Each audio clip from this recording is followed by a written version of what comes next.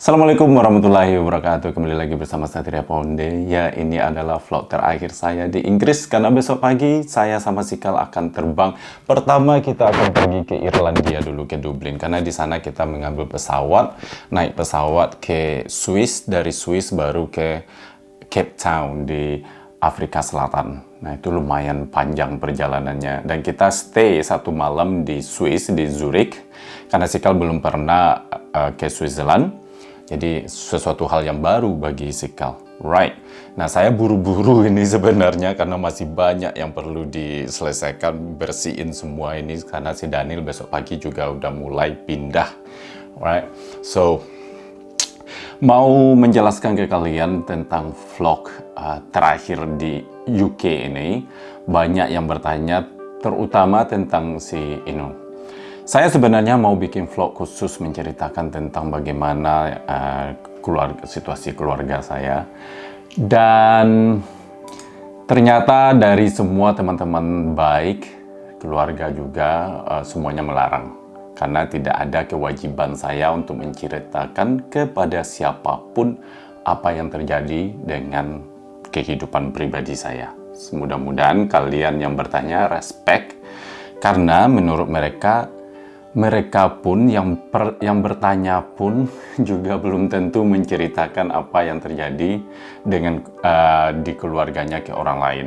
Setiap rumah tangga, orang tahu semua ya, pasti yang sudah punya rumah tangga atau segala macam itu pasti tahu bagaimana dalam rumah tangga itu pasti ada permasalahan atau mungkin ending atau mungkin selesai, orang pun bercerai atau apa, itu juga nggak diumumkan sama ke semua orang. Yes, saya YouTuber, tapi saya bukan artis sinetron yang mendapatkan keuntungan setelah ini. Kan ada interview roadshow atau segala macam tentang kehidupan pribadi, terus dapat uang, dapat upload. Enggak, saya nggak jual itu. Mungkin dulu-dulunya saya bercerita karena suatu menurut saya sih alami sih, karena suatu kebahagiaannya ada si Inun di sisi saya. Terus kalian lihat sendiri bagaimana proses YouTube atau publikasi ini sangat mengganggu. Bukan hanya si Inun dan juga teman-teman terdekat saya, mereka kena ininya juga. Oke. Jadi ya mohon maaf sekali saya tidak bisa menceritakan apa yang terjadi karena vlog saya ini akan fokus tentang traveling. Bagi yang menasehati di vlog, berdosa begini, saya itu suami macam apa, cowok semacam apa, ini saya sudah besar, right? Saya pun nggak bodoh-bodoh amat. Maksudnya prinsip dasar dari ibadah atau apa saya udah tahu. Saya bukan umur di bawah 18 tahun, saya udah di atas 30 tahun umur saya, right? Hampir, you know, udah ketemu bermacam masalah dalam hidup. Jadi saya udah tahu itu. Thank you, terima kasih. Tapi saya rasa saya nggak begitu butuh nasihat yang dasar seperti itu. Bukan saya aja, orang-orang pun juga tahu itu semuanya. Makasih udah mengingatin, tapi mengingatkan yang hal pribadi saya nggak bisa menjawab karena sangat kompleks. Apapun yang diingatkan atau yang dianjurkan, yang direkomendasikan, terima kasih, niatnya baik, tapi mungkin nggak tepat karena ini tergantung kehidupan pribadi orang. Oke. Mungkin kalau ngingetin saya bagaimana masak jengkol harus dicap dulu, ditokok dulu, di ini dulu, itu bagus karena itu skill. Tapi kalau kehidupan pribadi kompleks banget dan itu susah untuk diceritakan. Kalau dicerita pun nggak mungkin orang paham, right? Biarlah orang itu menjalani kehidupan pribadi mereka. Bagaimanapun, kalau niat baik mungkin diniatin aja. Apa ya? Susah juga saya menjelaskan karena saya nggak marah atau nggak kesal, nggak apa juga, cuman sebegitu banyak komentar tentang kehidupan pribadi saya karena keluarga saya pun nggak ada gitu. Kalau sama keluarga kan saya cerita sama kakak-kakak itu udah sama Kak Reni udah bagian lah dari keluarga sama teman juga, tapi nggak mungkin saya publis ke seluruh orang biar tahu dari nol sampai Z. Terus banyak yang kasihan sama Inun, kasihan sama saya juga atau apa. Jangan kasihan sama Inun, karena masih banyak orang yang perlu dikasihani lagi, seperti di Palestina. Orang nggak makan, orang kehilangan keluarganya. Inun udah pernah ke Inggris, Inun udah dapat uang, punya gaji, kehidupannya lumayan, you know. Terus udah umroh, udah traveling beberapa negara, udah di traveling juga di Indonesia. Jadi alasan untuk kasihan sama Inun kayaknya nggak tepat. Mungkin ada orang di sebelah yang belum mencapai hal itu, mungkin itu bisa jadi kita kasih, you know. Jadi nggak usah kasihan, jujur. Inun oke, saya oke, semua kita oke, alhamdulillah kita diberi nggak kekurangan. Mungkin yang kalau kasihan mending kasihan sama orang yang membutuhkan. Alhamdulillah untuk saat ini kita belum ada membutuhkan gitu. So, kalau kasihan tentang masalah percintaan atau rumah tangga, masih banyak lebih parah orang di luar sana rumah tangganya. Oke, kita nggak parah. Oke, yang lebih parah lagi, dengar aja teman saya aja yang curhat, mending seperti kita. You know, ada yang dipukul, ada yang nggak dikasih makan, ada yang ini, ada yang itu, ada yang diselingkuhi, ada yang punya anak, segala macam, you know. Belum lagi pertengkaran, ini banyak banget kalau kita mau kaji. Jadi kita ini nggak di level yang ekstrim, you know. Kalau kita berpisah atau kita pun apakah itu bercerai, apakah itu bersatu, apakah long distance, apa short distance, belum separah yang dibandingkan orang-orang di luar sana. Orang udah bercerai, tambah lagi yang harta gono gini lah, membunuh lah, masih banyak lagi. So stop, nggak usah simpati sama kita, swear. Tapi saya apresiasi itunya, mudah-mudahan.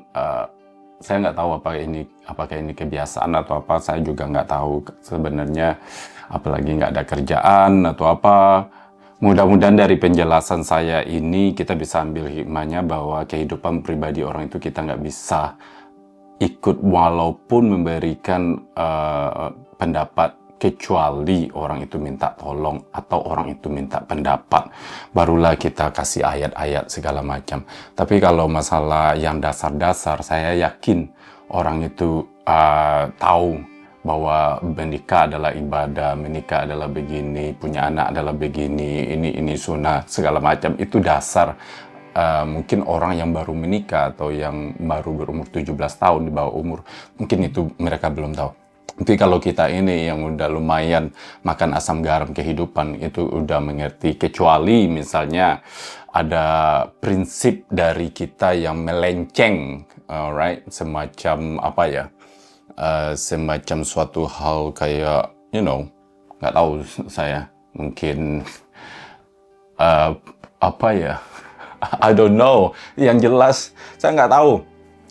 Intinya apapun yang orang lakukan dalam rumah tangganya atau dalam hubungan mereka pribadi, kayaknya nggak ada celah untuk kita untuk masuk. Apakah itu niat kita baik, apa niat kita itu buruk. Nggak bisa, alright? Jangankan orang lain, saya ya, yang cuma tampil di YouTube. Anak sendiri itu, kayak amak saya itu nggak bisa ngasih, apa namanya itu, ikut campur dengan dalam rumah tangga anak-anaknya, karena nggak tahu, you know, kecuali anaknya ngaku atau apa, ngadu atau gimana gitu.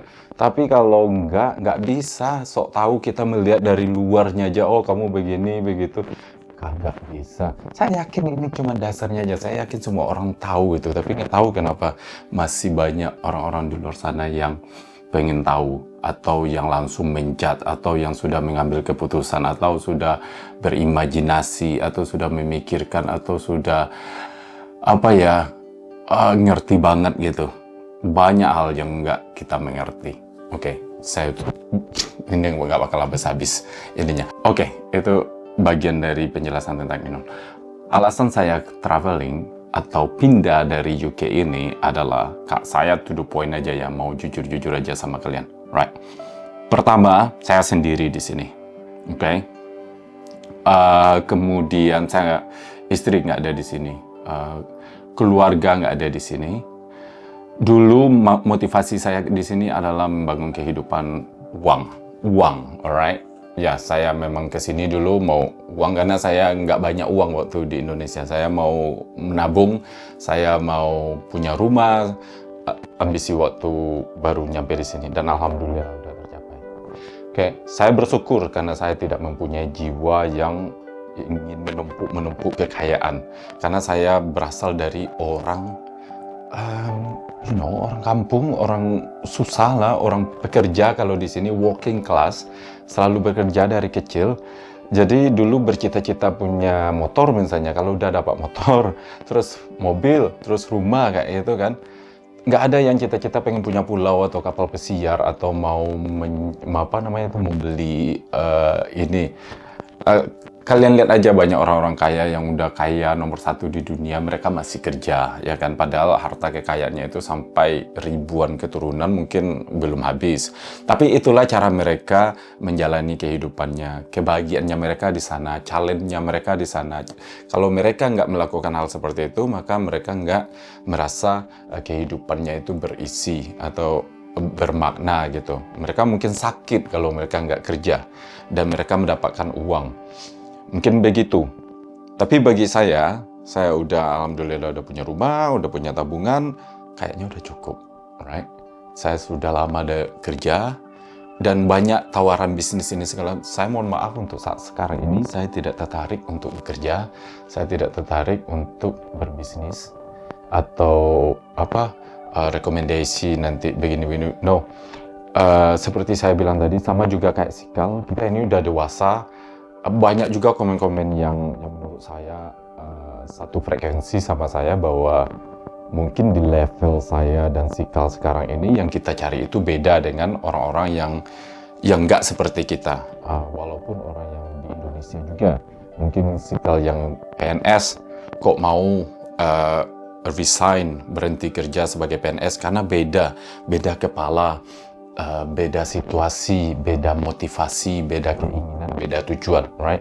Setiap manusia itu pengen sesuatu hal yang mereka belum ada atau belum pernah atau belum menjalankannya. So, seperti Sikal, dia mau melihat Indonesia, dia mau hidup seperti orang di Indonesia, dia nggak mikirin kerja, dia pengen ngeliat, mungkin suatu saat dia menemukan daerah di mana dia mau tinggal, di situ baru dia mulai membangun kehidupannya lagi. Tapi untuk saat sekarang ini itu yang dia inginkan. Dan saya di Inggris ini udah 16 tahun, right? Seperti saya bilang, saya udah bekerja, saya udah ke college, saya udah ke universitas, saya udah sarjana, dan saya sudah bekerja di perusahaan lumayan akuntansi nomor 5 di dunia, lumayan salarinya, saya sudah party juga, saya udah keliling dunia juga, dan kembali lagi saya di sini sendiri. Dan UK ini honest saja ya, sebelum saya bicara positif dan negatifnya UK, positifnya dulu. Kalau saya diulang lagi kehidupan saya sebelum pergi ke Eropa, karena saya udah ke Jerman, ke Belanda, di Prancis juga, terus di UK, apakah saya tetap ke UK? Yes. Bagi saya, UK adalah negara nomor 1 di Eropa yang cocok untuk saya tinggal. Dulu sangat welcome banget orang-orang di sini, dan standar dari pengetahuan orang-orang ya secara duniawi, karena saya nggak pernah, secara akhirat belum pernah, Jadi secara duniawi, secara teknologi, secara etika juga, bagaimana berbicara, bagaimana menyampaikan pesan, bagaimana bersosial pun, kalau kita masuk ke lingkungan itu, walaupun banyak kan jarang bersosial di sini sekarang ini, kalau dulu lumayan, you know. Kakak saya pernah waktu wisuda, seandainya orang UK ini, karena kami Islam ya, orang Islam karena berdasarkan agama Islam, mungkin mereka kebanyakan masuk surga gitu. Dulunya waktu di UK, karena bagaimana mereka polite, sopan, menghargai orang tua, menghargai orang lain, tinggi banget lah tata krama di sini. Mungkin sama kayak di Jawa, mungkin ya, karena tata kramanya tinggi. Dan tapi nggak ada gosip. Itu bagusnya di sini, nggak ada ngurusin orang lain gitu. So, jadi ya kalau saya diberi kesempatan lagi, maksudnya kalau saya mau mengulang, ya pasti saya tetap milih UK. Karena opportunity di sini nggak memandang bulu. Dulu saya bercerita tentang dulu ya, kesempatan kita menjadi diri sendiri, terus di sini ada arahnya neraka apa surga. Ini ada juga di sini, alright? Perilaku orang yang sesuai dengan kita, kemudian perlakuan orang yang terbalik dengan kita. Walaupun orang ini sama, nggak salah, you know. Tergantung kita itu mau mengambil yang mana. Kalau seandainya ya seperti seks bebas atau narkoba atau party, itu ada di sini. Atau yang baik, yang polite, yang ini seperti saya bilang tadi juga ada di sini. So, saya belajar banyak banget. Karena belajar itu bukan hanya, menurut saya, tidak hanya yang baik aja. Kita juga belajar dari keburukan, you know. Tapi hati-hati. Maksudnya bagaimana negatif. Bukan keburukan sih, negatif berdasarkan prinsip kita. Atau yang berseberangan dengan prinsip kita. Kita belajar juga. Di situ saya lihat, oke. Sekarang ini saya melihat positif dan negatifnya UK. Beda dari pertama saya baru ke sini, right? Jadi waktu itu saya masih memilah-milah dan menyaring-nyaring. Yes, UK bagi saya untuk negara barat nomor satu untuk saya pribadi untuk tinggal. So, it's really good. Opportunity, keuangan juga bagus. Bekerja kita hasilnya sesuai dengan mungkin lebih. Nggak kerja 2 bulan di sini mungkin bisa ada penghasilannya dengan kerja yang sama ya di Indonesia, mungkin setahun di Indonesia gitu, kayak pelayan toko atau gimana gitu kan. Nah, itu salah satu keuntungannya. Nah, negatifnya bagi saya itu terasanya akhir-akhir ini. Mungkin kalian lihat video saya yang sebelumnya waktu kejadian pembunuhan anak-anak di Southport, dan di sini ada yang namanya organisasi ormas yang sayap kanan itu, apa sayap kiri, saya nggak tertarik dengan orang itu. Karena orang itu adalah benci dengan imigran, benci dengan Islam, right? Mereka mengambing hitamkan Islam. Sebenarnya apa ya? Bisalah kita handle. Memang dulu ada juga, tapi sekarang ini udah mulai parah. Seperti apa, salah satu, kalau nggak salah jangan bilang kalian, kalau nggak salah istri apa pacarnya bapaknya si Kal itu benci imigran. Si Kal pengen mau lawan, tapi bagaimanapun orang tuanya dia ya sering ngirim-ngirim link bagaimana di sini Islam mengambil ahli aturan-aturan di Inggris. Kadang-kadang kita sekarang ini jalan di taman atau apa gitu ya. Kalau dulu itu guys, swear, wajah orang kayak kita itu senyum. Mereka itu respect, kita pun juga respect sama mereka. Mereka senang berbicara sama kita. Mereka exciting dengan budaya luar. Tapi sekarang ini kita diteriakin, kita dilototin, ada kayak gitu. Right? Tapi itu sebenarnya bukan 100% kenapa saya pengen pindah dari UK. Right? Itu mungkin karena setiap negara, krisis-krisis semacam itu sering terjadi di negara-negara manapun. Kadang media salah satunya yang jadi sumber narasi media menceritakan sesuatu kejadian sesuatu berita, karena mereka menarasikan sama seperti media menarasikan kayak Indonesia bertengkar dengan Malaysia gitu kan, netizennya narasinya itu dipermainkan, atau antar agama atau segala macam, medianya tidak bertanggung jawab menurut saya seperti itu. Tapi nanti akan berlalu juga, nggak tahu apa bakal makin buruk apakah makin kuat. Kemudian tentang negara barat, right? Negara barat yang menurut saya benar-benar apa ya, sampai sekarang masih menjajah sih menurut saya. Kalau mungkin kalian pikir kenapa sekarang lu sadar, dulu lu nggak sadar, ya namanya saya waktu muda, right? Dan saya pun manusiawi, saya butuh pekerjaan dan saya nggak memikirkan, belum mempunyai pola pikir seperti ini. Jadi tension, gas-gas kepanas-panasan antara timur, barat, Eropa, segala macam. Ini negara di Eropa ini dan Timur Tengah ini lagi nggak baik-baik aja, oke? Kita nggak tahu kapan-kapan ini bakal meledak juga. Nggak tahu apa bakal perang dunia ketiga. Pokoknya perang antar ras, antar negara udah mulai, tahu apa yang akan terjadi. Jadi itu salah satu adinab. Adinab itu kayak nambah-nambah gitu, memikirkan masalah ini. Dan yang paling parahnya lagi adalah masalah ekonomi, harga. Bukan lagi-lagi Inggris bukan bermasalah dengan ekonomi, tapi standar dari expenses, biaya kehidupan di Inggris ini sudah banget, right? Dulu kita bergaji misalnya 1.000 pounds, right? 1.000 pounds, 20 pounds itu kita pergi belanja di Asda, di supermarket, itu udah nenteng banyak kantong kresek gitu. Semuanya udah cukup bisa untuk 1 minggu. Paling nanti kita beli sayur, beli yang fresh-fresh aja buat tambahan ya. Tapi sekarang ini no, 50 lebih dari double, itu cuma sedikit. Sayur-sayur aja itu rumput-rumput aja kayak bayam ini segala macam. Itu udah kena 16 pound, cuman itu aja, belum lagi tambah beli daging kalian, beli apa itu. Walaupun misalnya gajinya naik, orang dulu standarnya 1.000 pound, sekarang ini 1.600, naik ya kan? Tapi tetap was-was karena mahal semuanya.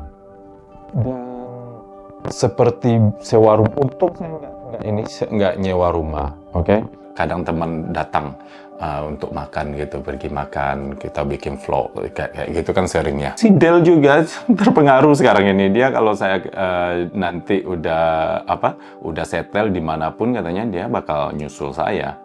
Udah nyusul saya, terutama ke Thailand. Dia pengennya mungkin Thailand cocok buat dia katanya, atau Vietnam. Anyway, ya udah mulai ngelihat. Darmini juga udah mulai. So, jadi saya cerita nih, abis shopping ini kena 60 pounds.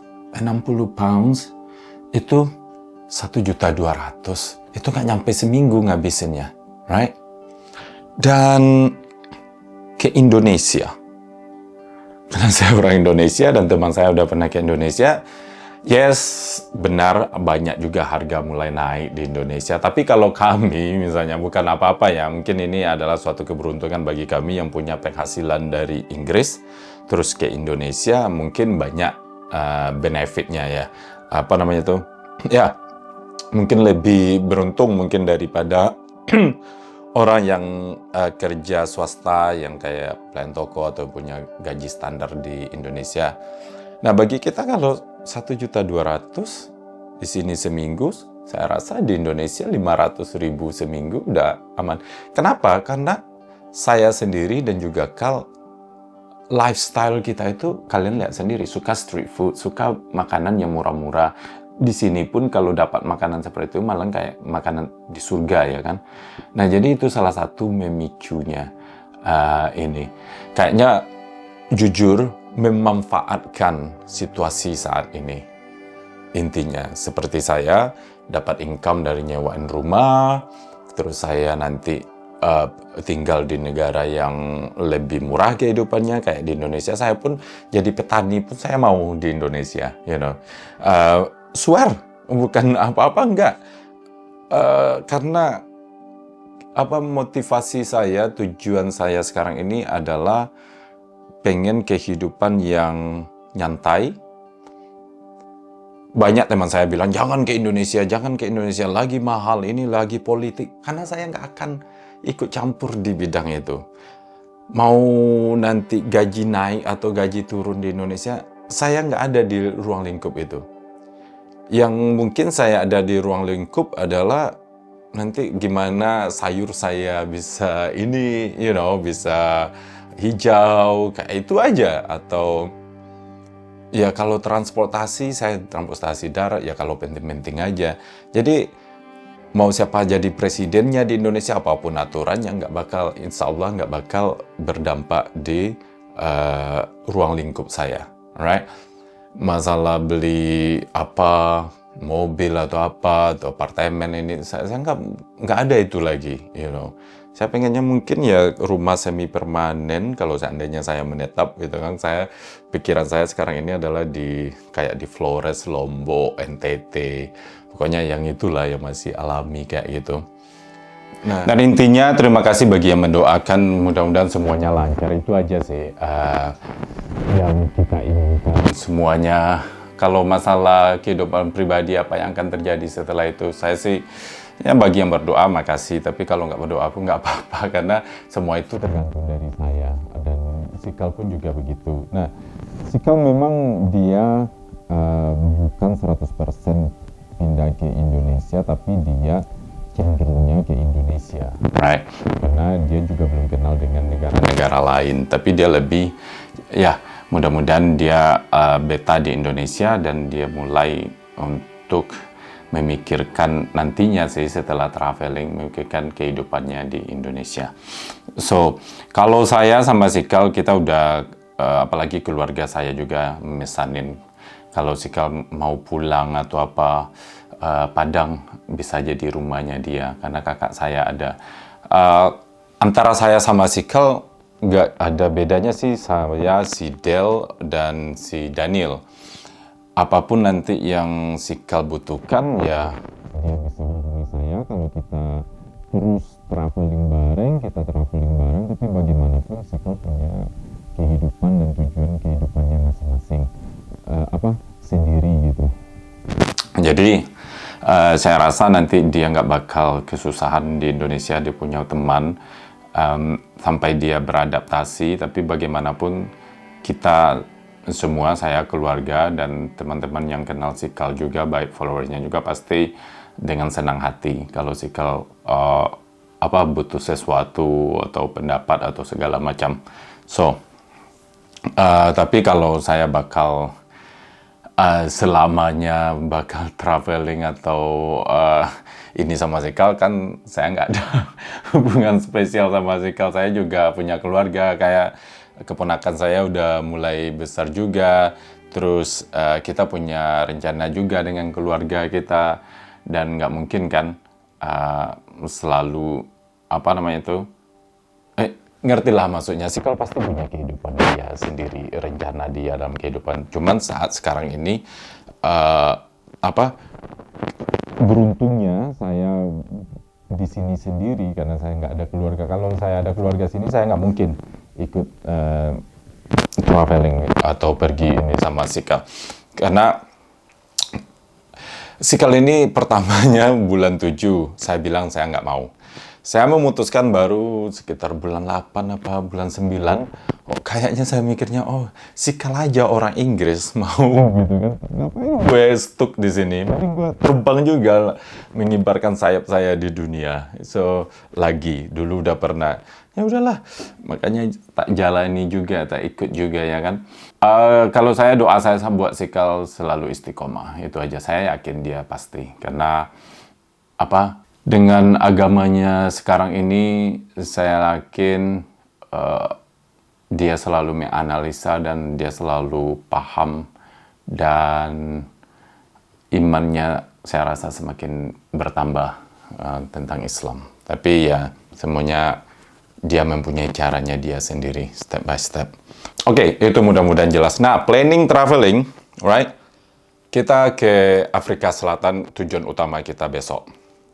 Dari Afrika Selatan kita akan naik ke negara-negara atas, ke utaranya, itu sampai ke Kenya. Jadi mungkin kita ke Zimbabwe, Tanzania, Uganda, pokoknya negara-negara bagian selatan timur Afrika. Itu selama 2 bulan. Mungkin nanti ada di komen saya mungkin nggak riset. Ini pure, kita aja nggak tahu nyampe di sana nanti ngapain. Kenapa? Karena pasti yang pernah traveling tahu, yang traveling berbulan-bulan ya, bukan yang maksudnya traveling holiday. Karena kita traveling itu kita akan melihat situasinya pas nyampe di sana. Belum tentu artikel-artikel yang kita baca di internet itu valid atau up to date. Kita kita yang bakal repot nantinya kalau kita hanya tergantung dengan internet. Enggak. Jadi nanti nyampe di Afrika Selatan kita akan go by the flow, mengalir aja. Kalau seandainya kita pergi ke sana, karena banyak pertimbangan dalam traveling ini, guys. Oke, kita pergi ke sana. Belum tentu waktunya cukup, belum tentu kita lagi mood, belum tentu kita ngerti. Dan tempat-tempat yang kita kunjungi, nanti saya ngajak kalian bersama-sama aja kita ngeliat. Mungkin informasinya saya meriset sedikit-sedikit, habis itu kita bareng-bareng lihat tempatnya, terus saya bercerita, kalian berpendapat. Kita sama-sama belajar. Mudah-mudahan kalian mengerti maksud saya. Jadi informasinya ya spontan aja kita, seperti biasa, Nah, dari perjalanan tersebut kita sama-sama belajar, oh ternyata Afrika Selatan itu seperti itu, Pak. Dia habis menjual mobilnya nih. Murah banget, cuman punya. How much you sell it? What? 27 juta cuman mobil Zikal. Mobil ini jual cepat. That's so cheap, kau.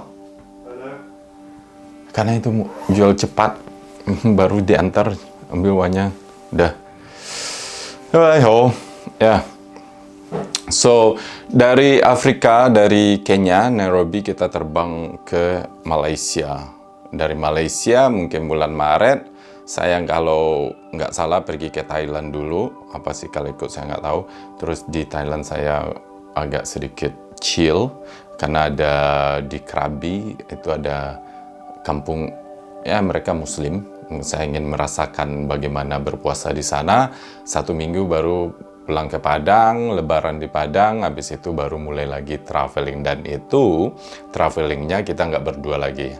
Ada 1 orang ya, nanti yang bakal ngikut kita sebagai guest star kita mungkin. Nah, kita udah booking terbang ke Sri Lanka. Dari Sri Lanka kita nggak ada booking penerbangan, kita akan naik ke India, bakal traveling kayaknya sebulan di India, kemudian Nepal, kemudian Bangladesh, ke Myanmar, Kambodia, Vietnam, Thailand, Filipina, kemudian masuklah di Indonesia di Miangas, right?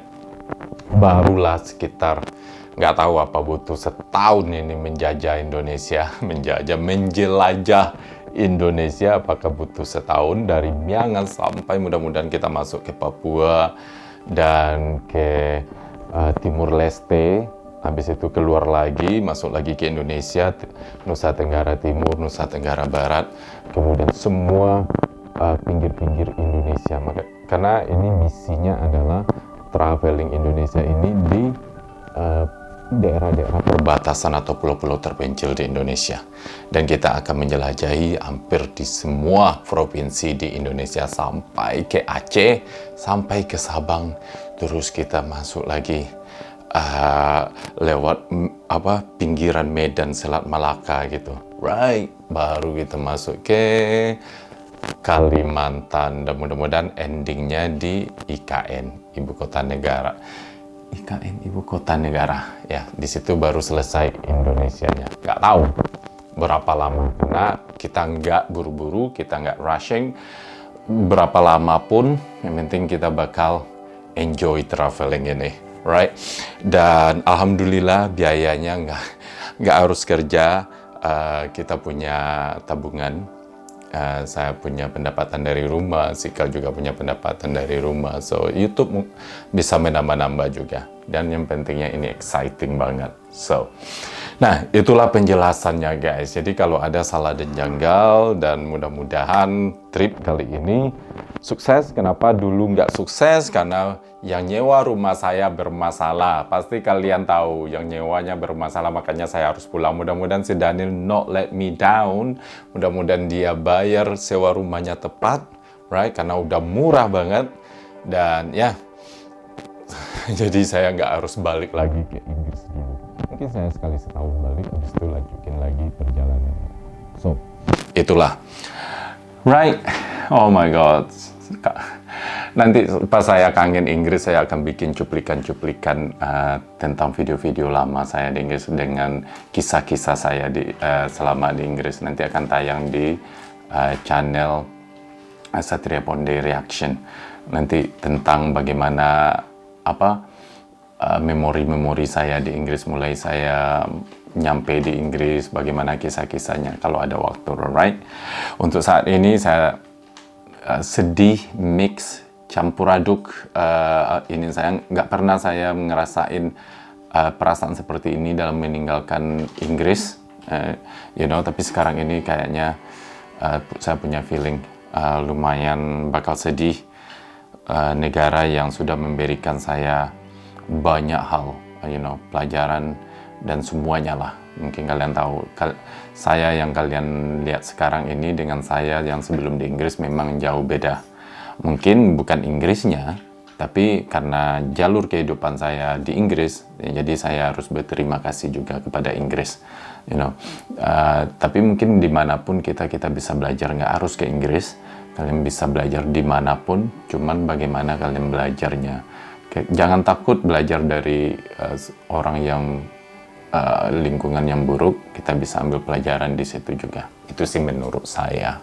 Makanya saya sharing. Jadi ke Inggris sama di Indonesia, ya jangan sampai kalian mikirnya kalian harus ke Inggris juga biar kalian banyak belajar ini.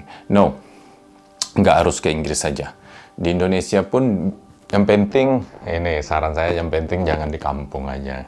Alright, memang benar kalau kita keluar dari kampung kita akan belajar. Semakin jauh kita pergi, memang semakin banyak pelajaran yang kita ambil karena udah berbeda budaya, berbeda kehidupan.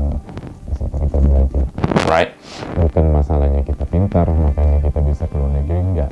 Tapi karena kita disuguhkan situasi yang harus mandiri, di situasi yang kita mulai dari nol belajar kehidupan di sana, lingkungan di sana, sosial di sana, itulah yang bikin kita siapa diri kita setelah itu. Banyak hal yang kita pelajari. So, terlalu banyak gua mau ngomong, saya mau packing, mau selesaiin dulu. Thank you so much for watching. Doain kita semuanya lancar-lancar, yang penting sehat dan Allah selalu melindungi kami berdua. So, wassalamualaikum warahmatullahi wabarakatuh. Bye-bye guys.